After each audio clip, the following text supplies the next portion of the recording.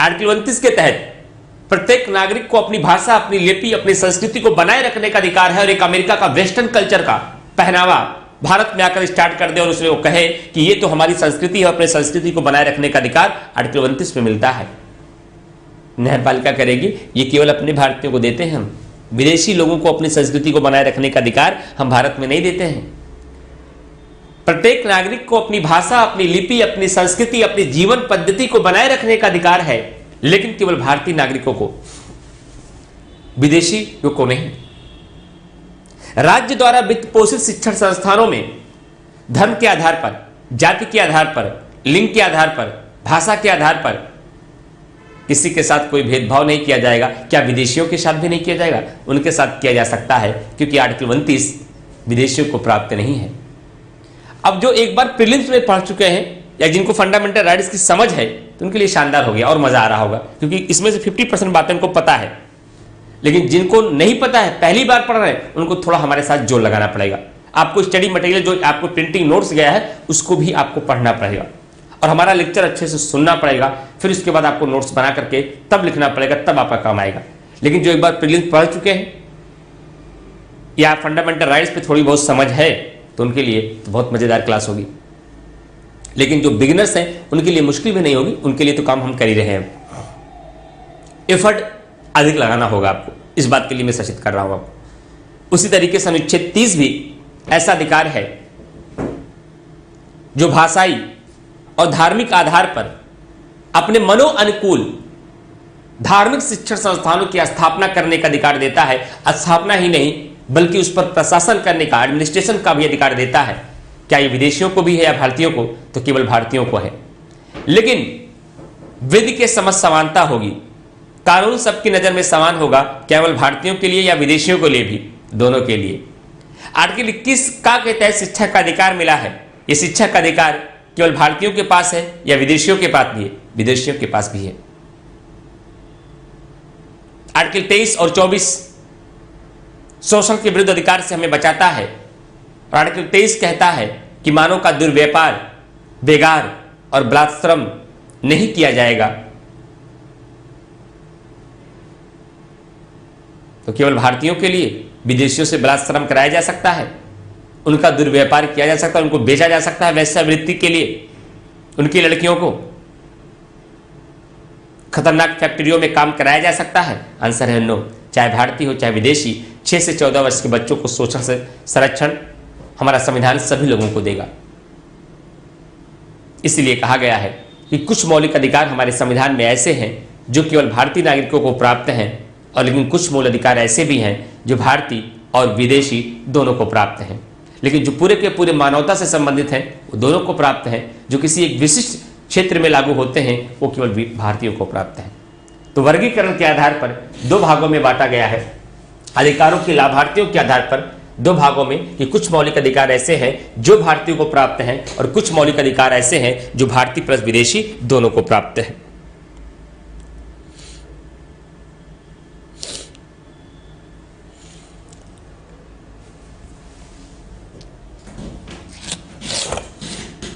आगे बढ़े। अब देखिए दूसरा मुद्दा। पहला पॉइंट मैंने क्लियर कर दिया, जो क्लियर करता चलूंगा उसको रेड लगा दूंगा मैं, जो क्लियर करता चलूंगा उस पर मैं रेड लगाता चलूंगा। दूसरा पॉइंट, अधिकारों के लागू होने के आधार पर इनका वर्गीकरण। अधिकारों के लागू होने के आधार पर वर्गीकरण। अधिकारों के लागू होने के आधार पर, अधिकारों के लागू होने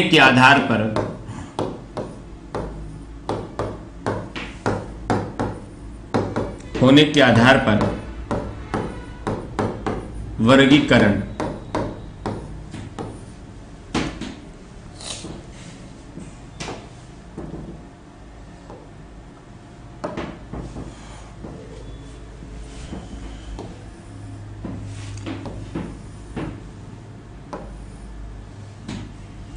इसको भी आप 2 भागों में बांट सकते हैं।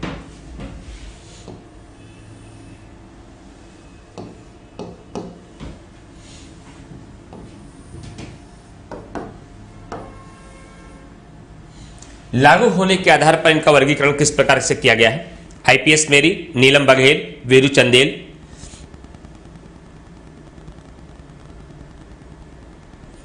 अच्छा, सिद्ध पाठक समझ में आने लगी भाई, चलिए बहुत अच्छी बात है। पहला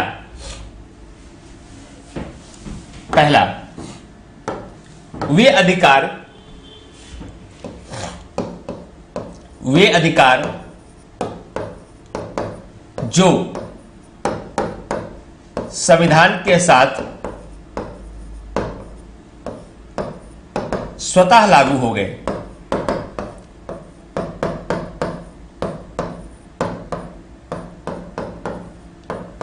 दूसरा, वे अधिकार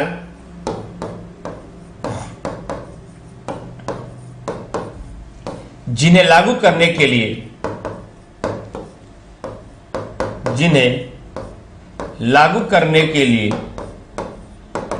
कानून बनाने की आवश्यकता पड़ी। कानून बनाने की आवश्यकता पड़ी।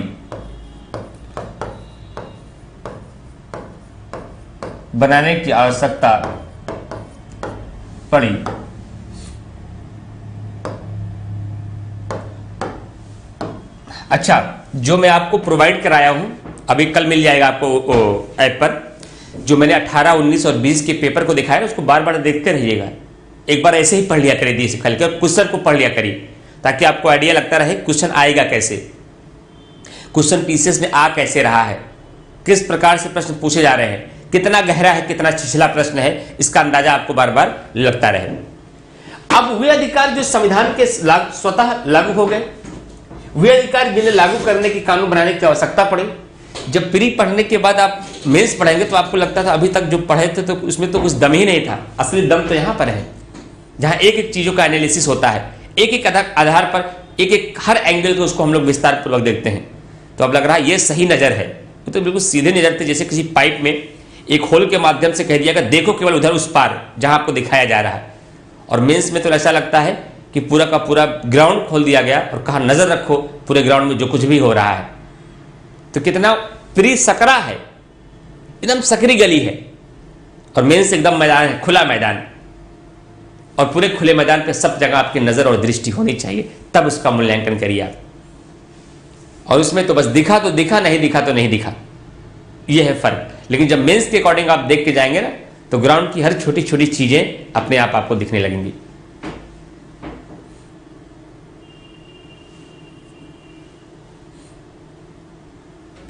प्रियंका जी, एक बार आप लोग रिफ्रेश कर दीजिए, फिर से लिख लीजिए। हो सकता है कि आपने जो लिखा हो तो उसकी वजह से आपका नेट वीक हो, यानी बोर्ड पे जो कुछ लिखा गया हमें दिखाई नहीं दे रहा, दिखाई देना चाहिए।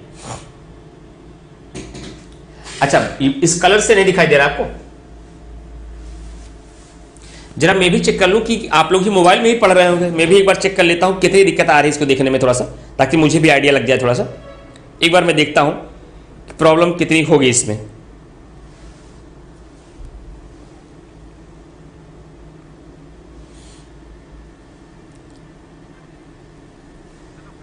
तो मुझे समझ में आ जाएगा ना कौन सा कलर कम विजिबल है, कौन सा अधिक विजिबल है। इसलिए रेड सबसे अधिक विजिबल होगा। थोड़ा सा एक बार मैं देखता हूं प्रॉब्लम कितनी होगी इसमें। नहीं, दिख तो खूब आसानी से रहा है, हम तो बगैर चश्मे के आदमी हैं भाई हमें तो एकदम क्लियर दिख रहा है, लेकिन हो सकता है कुछ लोगों को थोड़ा सा दिक्कत आ रही है। मुझे समझ में आ जाएगा ना कौन सा कलर कम विजिबल है, कौन सा अधिक। ठीक है, ब्लू वाले में थोड़ा सा ब्लरनेस आती है ना, रेड वाला ज्यादा क्लियर है, तो मैं ब्लैक का यूज कर देता हूं। ऐसी क्या बात है, ठीक है, परेशान मत होइए आप, मैं कर देता हूं। थोड़ा सा और मोटा कर लें। अच्छा चलिए, थोड़ा सा और मोटा कर देते हैं फिर। चलिए, अब ध्यान दीजिएगा कि कुछ मूल अधिकार ऐसे थे जो समय के साथ ही लागू हो गए थे, जैसे कि अनुच्छेद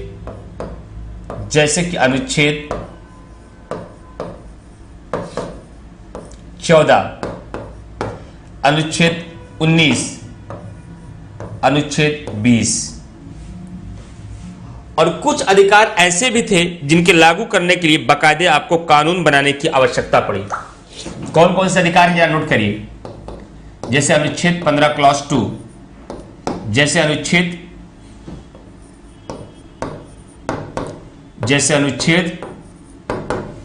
17, जैसे अनुच्छेद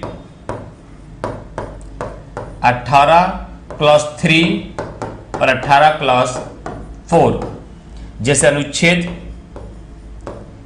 23 और अनुच्छेद 24।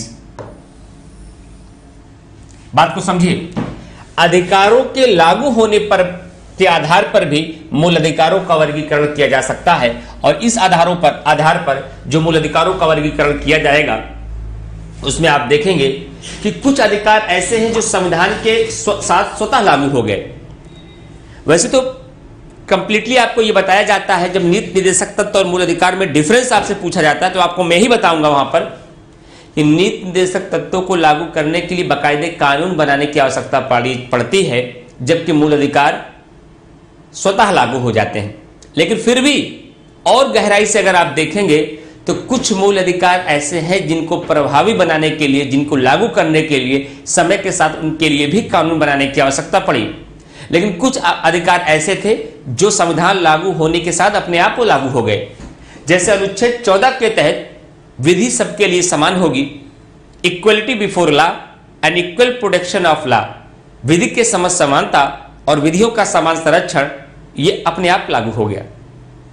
आर्टिकल 19 के तहत जो आपको 6 प्रकार की स्वतंत्रताएं मिली, ये अपने आप लागू हो गया। आर्टिकल 20 के तहत किसी भी व्यक्ति को अपराधी तब तक नहीं माना जाएगा जब तक उसके द्वारा किया गया कार्य अपराध की श्रेणी में ना आता हो, या किसी भी व्यक्ति को दोहरे दंड से संरक्षण की बात हो, या किसी भी व्यक्ति को अपने ही विरुद्ध गवाही देने के लिए बाध्य न किया जाए, यह अधिकार अपने आप लागू हो गया। लेकिन कुछ अधिकारों में समस्याएं विद्यमान रही कि मूल अधिकार हो जाने के पश्चात भी, न्यायपालिका से संरक्षण मिलने के बाद भी उसका उल्लंघन हमेशा समय के साथ होता रहा, जिसके लागू करने के लिए समय के साथ साथ संसद के लिए कानून बनाने की आवश्यकता पड़ी। तो आप कहेंगे एग्जाम्पल देकर समझाइए। एग्जाम्पल देकर अगर आप समझाने की बात करें, आर्टिकल 17 हमें कहता है कि हमें अपने समाज के भीतर अस्पृश्यता को समाप्त कर देना चाहिए, छुआछूत जैसी समस्या को समाप्त कर देना चाहिए, अनटचेबिलिटी को बिल्कुल खत्म कर देना चाहिए। लेकिन बावजूद उसके क्या हमारे समाज के भीतर ये अस्पृश्यता एकदम समाप्त हो गई है? दलितों के साथ, हरिजनों के साथ, अनुसूचित जातियों के साथ, गरीबों के साथ किसी भी प्रकार का कोई छुआछूत नहीं होता, चाहे वह सार्वजनिक स्थल हो, चाहे वह घर का मैदान हो, चाहे गेस्ट के बैठने में चाय का प्याला हो, चाहे कोई अन्य प्रावधान। तो आप कहेंगे नहीं सर, अभी भी सर चढ़ के बोल रहा है अस्पृश्यता, अभी भी वर्तमान आज की स्थिति में बता रहा हूं।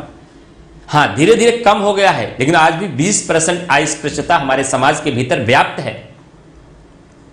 और ये अस्पृश्यता आप जितने एलिट क्लास में जाएंगे, जितने साक्षरता वाले लोगों के बीच जाएंगे, ये अस्पृश्यता कम नजर आएगी। और जहां रूढ़िवादिता है, जहां साक्षरता की कमी है, वहां ये छुआछूत ज्यादा समझ में आता है। गांव में बहुत सारे लोग शहरों में जो पढ़ाई कर रहे होंगे, उनका रूप पार्टनर कोई ना कोई हरिजन ही होगा, कोई दलित होगा, कोई अनुसूचित जाति होगा, क्या पता वो सब खाते ही, साथ में ही खाना खा रहे हैं, साथ में बना रहे हैं, साथ में पढ़ाई कर रहे हैं।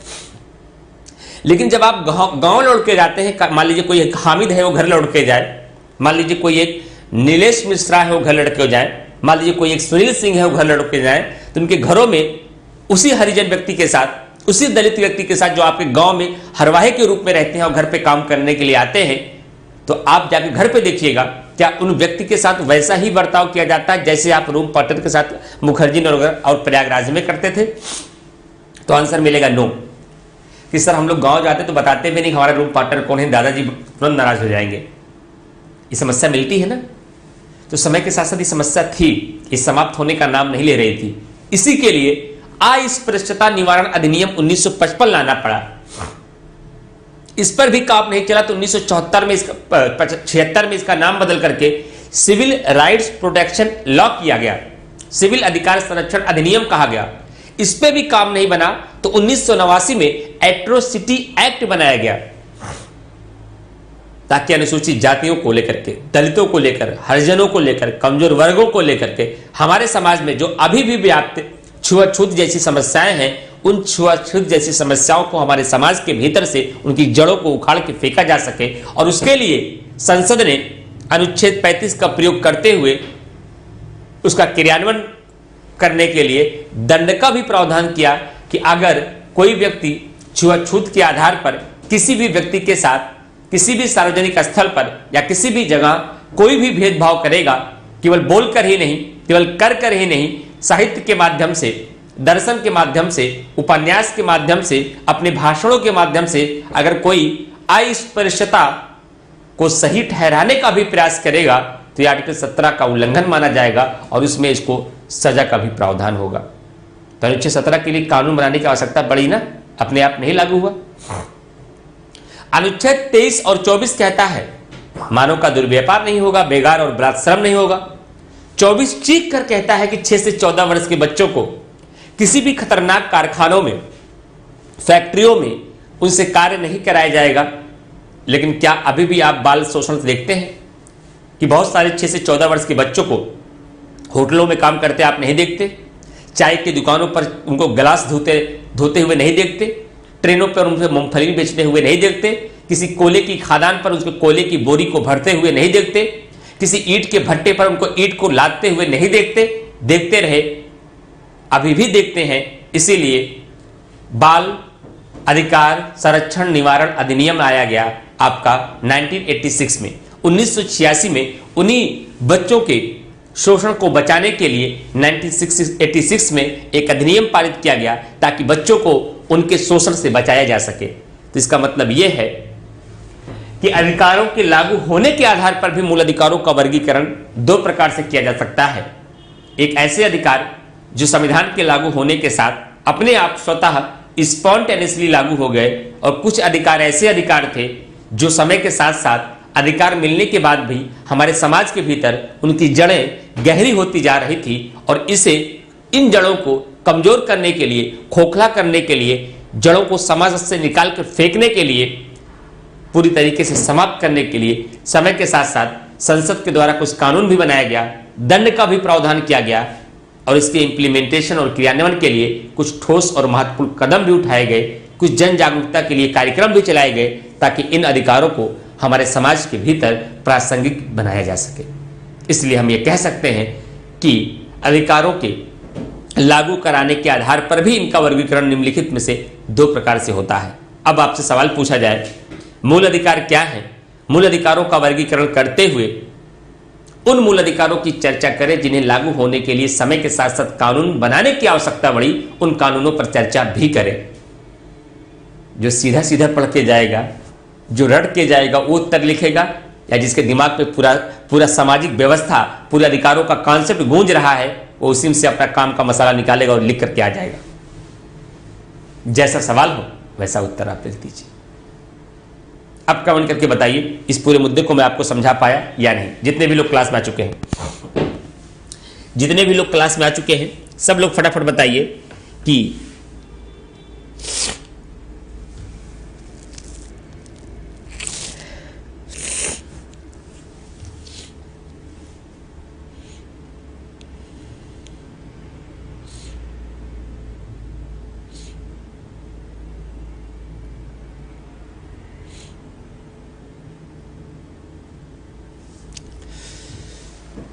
चलिए फटाफट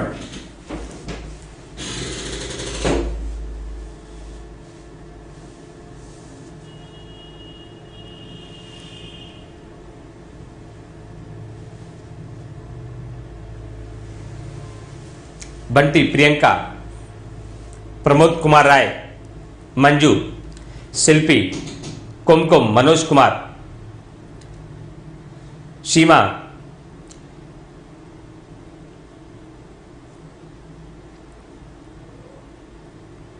तो अब लग रहा है क्या ये मेंस को पढ़ना बहुत मुश्किल काम है, या ये लग रहा है कि सही तरीके से अगर काम किया जाए ये काम बहुत ही आसान है, आराम से किया जा सकता है, बहुत शानदार तरीके से किया जा सकता है।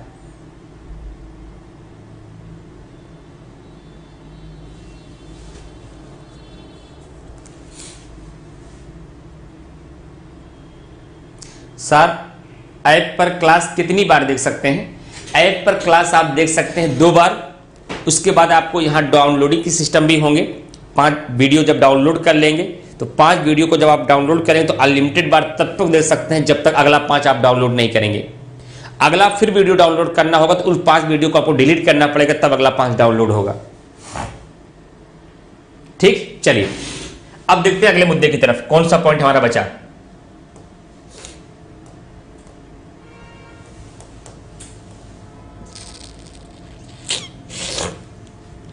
अधिकारों के लाभार्थियों के आधार पर क्लियर कर दिया, प्रकृति के आधार पर क्लियर कर दिया।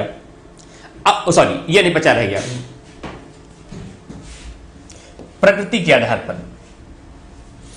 प्रकृति के आधार पर मौलिक अधिकारों का वर्गीकरण देखते हैं।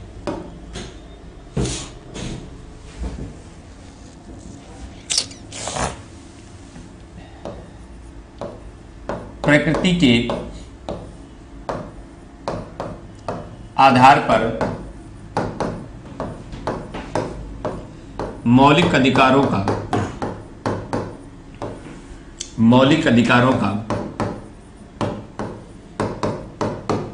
वर्गीकरण, मौलिक अधिकारों का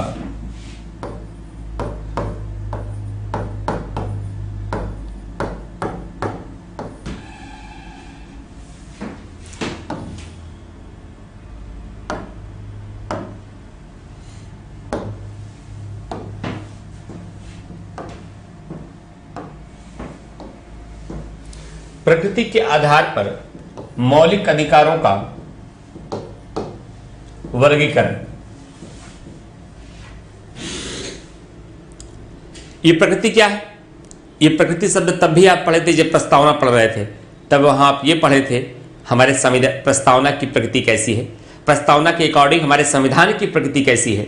अब यहां आपको पढ़ना है कि मूल अधिकारों को प्रकृति के आधार पर कैसे वर्गीकृत किया गया है।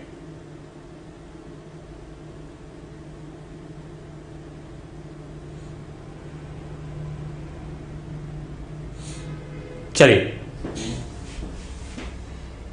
इसके आधार पर यदि इसका वर्गीकरण किया जाए फ्रेंड्स, तो मूल अधिकारों की प्रकृति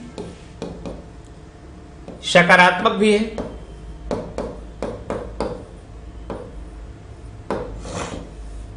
नकारात्मक भी है।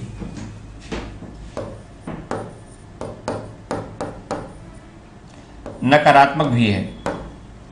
कई बार जब आप इन मूल अधिकारों को पढ़ेंगे तो आप एक चीज पाते हैं, इन मूल अधिकारों को पढ़ने के बाद आप पाते हैं कि प्रकृति के आधार पर मौलिक अधिकारों का वर्गीकरण सकारात्मक भी है और नकारात्मक भी है। अगर सकारात्मक आधार पर मौलिक अधिकारों की बात करें तो सकारात्मक का मतलब क्या, पहले यह समझना बड़ा जरूरी है कि what is means by positive. तो कुछ लोग कह रहे हैं सकारात्मक का मतलब होता है सर अच्छा और नकारात्मक का मतलब होता है बुरा। यह गुड और बैड के सेंस में सकारात्मक और नकारात्मक कहा गया है। अगर आपका ऐसा मानना है तो बिल्कुल भी गलत मानना है आपका। जो इनकी प्रकृति के आधार पर मूल अधिकारों का वर्गीकरण किया गया है और इस वर्गीकरण के आधार पर जो यह कहा गया है कुछ मूल अधिकार ऐसे हैं जो सकारात्मक प्रकृति के हैं और कुछ मूल अधिकार ऐसे हैं जो नकारात्मक प्रकृति के हैं। इसका मतलब ये कदापि नहीं हुआ कि मूल अधिकार कुछ अच्छे हैं और कुछ बुरे हैं, नहीं। यहां पॉजिटिव और निगेटिव का मतलब अच्छे और बुरे से नहीं है। यहां पॉजिटिव और निगेटिव का मतलब कुछ और है। मतलब क्या, पहले मतलब को समझिए तब उन आर्टिकल की मैं चर्चा करूंगा।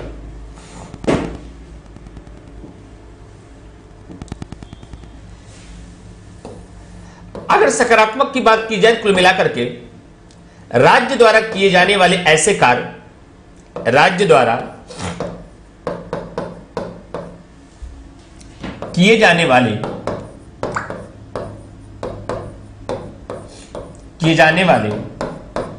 ऐसे कार्य जो उन्हें करने का निर्देश देते हैं, उन्हें करने के लिए कहते हैं या करने का निर्देश देते हैं। भी कैसे निर्देश देंगे तो आप थोड़ा डीपीएसपी की तरफ झुक जाएंगे, लेकिन उस भाव में मत लीजिएगा। करने का निर्देश देते हैं। और नकारात्मक का तात्पर्य यहां पर यह हो गया कि राज्य को जो कार्य करने से निषेध किया गया है, मना किया गया है, प्रतिबंधित किया गया है, निषेध किया गया है, उनकी प्रकृति क्या मानी जाती है? उनकी प्रकृति मानी जाती है नकारात्मक। और जो कार्य करने के लिए कहा गया है उसकी प्रकृति मानी जाती है सकारात्मक। क्लियर?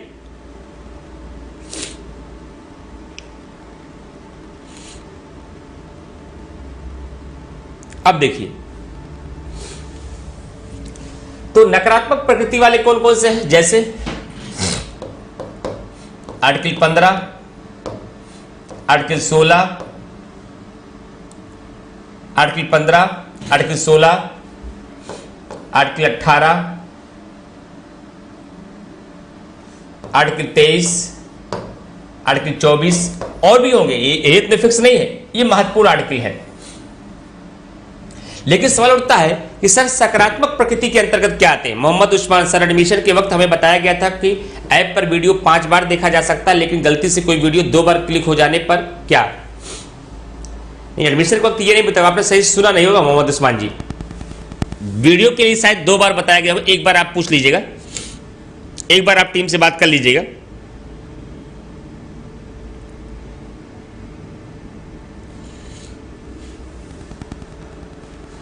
और सकारात्मक 19, 21 का 25, 26 जी।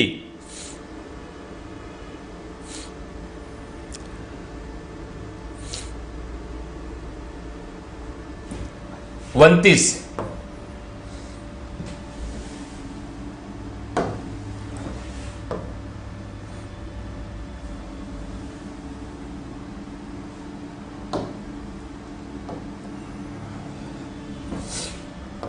और 30।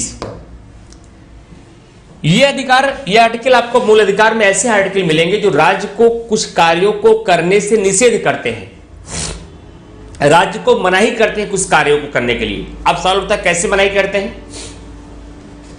जैसे आर्टिकल 15 कहता है कि राज्य किसी भी सार्वजनिक स्थलों पर किसी भी व्यक्ति के साथ इन 5 आधारों पर किसी भी प्रकार का कोई भेदभाव नहीं करेगा। क्या करेगा? नहीं करेगा। तो राज्य को करने के लिए कहा जा रहा है या निषेध किया जा रहा है? मना किया जा रहा है, उस पर प्रतिबंध लगाया जा रहा है। इसलिए इसका कैसा प्रकृति है? नकारात्मक प्रकृति के है। अनुच्छेद 16 में कहा जा रहा है कि राज्य सरकारी नौकरियों में 7 आधारों पर किसी भी व्यक्ति के साथ किसी प्रकार का कोई भेदभाव नहीं करेगा। तो यहां करने के लिए कहा जा रहा है कि नहीं करने के लिए, नहीं करने के लिए। 18 में कहा जा रहा है राज्य अपने नागरिकों को उपाधियां नहीं देगा। अनुच्छेद 23 में कहा जा रहा है कि राज्य मानव का दुर्व्यापार, बेगार और बलात्श्रम नहीं करेगा। अनुच्छेद 24 में कहा जा रहा है कि 6 से 14 वर्ष के बच्चों को किसी भी खतरनाक फैक्ट्रियों में कार्य के लिए नहीं लगाया जाएगा। इसका मतलब ये नहीं होगा कि सिर्फ इतने ही हैं, एग्जाम्पल स्वरूप केवल 4-5 आपको बताने हैं जो सबसे इंपॉर्टेंट है। उसके बाद यहां क्या है? सकारात्मक।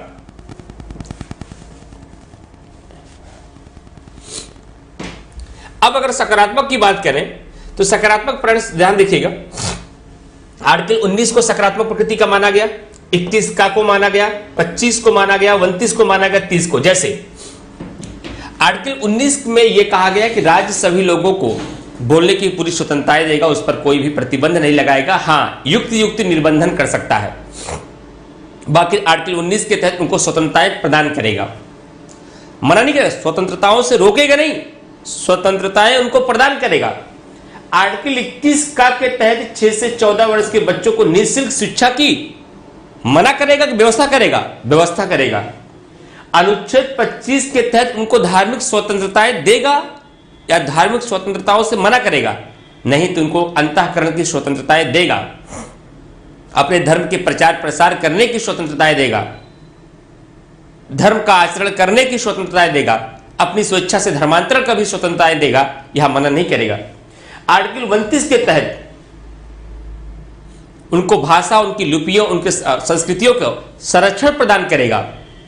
आर्टिकल 30 के तहत उनके अल्पसंख्यक शिक्षण संस्थानों को स्थापना करने का अधिकार देगा। यहां पर राज्य को यह कहा जा रहा है राज्य ऐसा करेगा, और यहां पर यह कहा जा रहा है राज्य ऐसा नहीं करेगा। लेकिन कहेंगे सर हमने प्रीलिम्स में एक बार एमएलएचबी काल पढ़ रहे थे, डीडी बसु में भी लिखा है कि मूल अधिकारों की प्रकृति नकारात्मक है। क्या यह सही है? हम कहेंगे पूर्णतः गलत है। अगर किसी भी किताब में ऐसा लिख दिया गया डायरेक्ट कि मूल अधिकारों की प्रकृति पूर्णतः नकारात्मक है, आप